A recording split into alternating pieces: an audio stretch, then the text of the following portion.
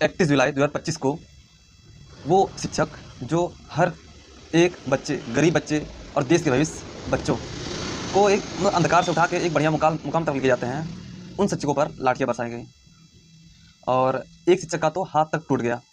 और इसके बाद भी ये चीज़ रुकी नहीं, सभी शिक्षकों को गिरफ्तार तक कर लिया गया। वो शिक्षक जो अपने छात्र के हक के लिए सड़कों पे प्रोटेस्ट करने के लिए आए थे और इस प्रोटेस्ट में बच्चों को, एक बच्चे तक को मतलब एंटर करने नहीं दिया गया। पूरा रूल और रेगुलेशन के साथ वो शिक्षक इस प्रोटेस्ट को मतलब ऑन किए थे, दिल्ली की सड़कों पे उतरे थे और जवाब के रूप में सरकार से क्या मिला? लाठियाँ बरसाई गई।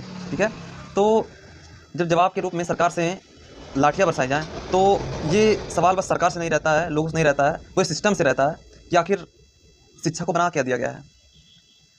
एसएससी यानी स्टाफ सिलेक्शन कमीशन, जो सेंट्रल गवर्नमेंट के एग्ज़ाम को कंडक्ट करवाती है, ये एक सरकारी आयोग है। तो सिलेक्शन पोस्ट फेज़ 13 के नाम से पूरे देश भर में 24 जुलाई से 1 अगस्त तक एग्ज़ाम कंडक्ट करवाया जाता है और इस एग्ज़ाम को कंडक्ट कराने के लिए जिस कंपनी को ये पूरा जिम्मेदारी दी गई थी, उस पर पहले से ही कई आरोप थे और इस परीक्षा का मैनेजमेंट इतना घटिया हुआ था कि बच्चों का एग्ज़ाम सेंटर उनके घर से 500 से 1000 किलोमीटर तक दूर दिया गया। और इतना दूरी तय करने के बाद जब बच्चा एग्ज़ाम सेंटर पे पहुंचता है तो उससे ये बताया जाता है कि तुम्हारा तो एग्ज़ाम रद्द हो गया है, परीक्षा रद्द कर दी गई है। और जो पहुंचते हैं और जिनका एग्ज़ाम होता भी है तो जब वो पहुंचते हैं एग्ज़ाम सेंटर पर, उनका एग्ज़ाम होता है तो कहीं कहीं के कंप्यूटर नहीं वर्क कर रहे हैं, तो कहीं के माउस कीबोर्ड टूटे हुए हैं, तो कहीं पंखा ही नहीं चल रहा है और तो और कहीं की कुर्सी भी तक टूटी है।